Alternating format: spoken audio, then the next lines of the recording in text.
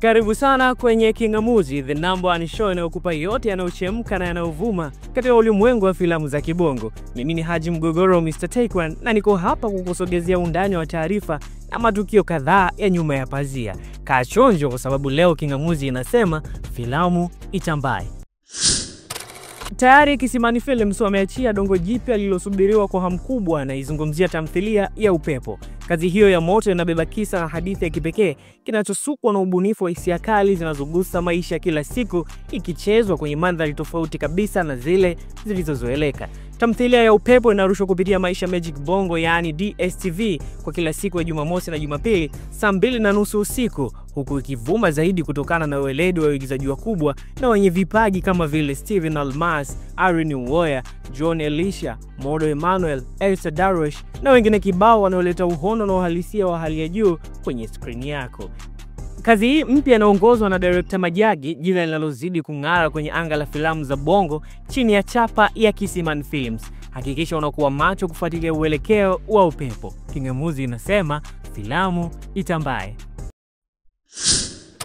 Mwigizaji John Elisha maarufu kama Hamadi Kikala ameendelea kuandika historia katika tasnia ya filamu mara baada ya kutajwa kuwania tuzo ya mwigizaji bora wa kiume upande wa tamthilia za runinga na mwigizaji bora wa kiume kusini na mashariki mwa Afrika kupitia tuzo za Zikomo Awards za mwaka 2025.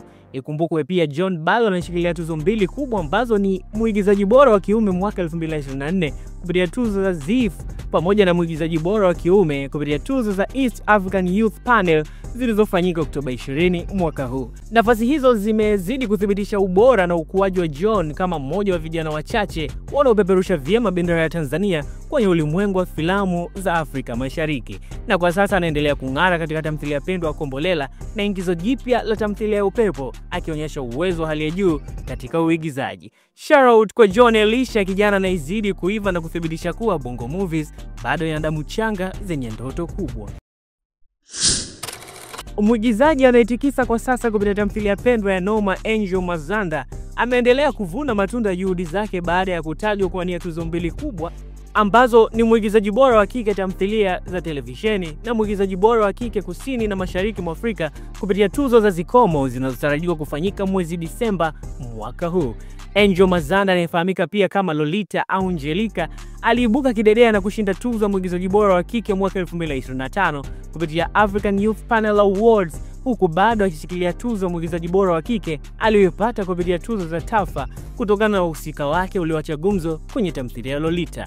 Kila laheri kwa Angel Mazanda, mwigizaji mwenye kipaji, nidhamu na nguvu ya kubadilisha sura ya tasnia ya filamu za Kitanzania.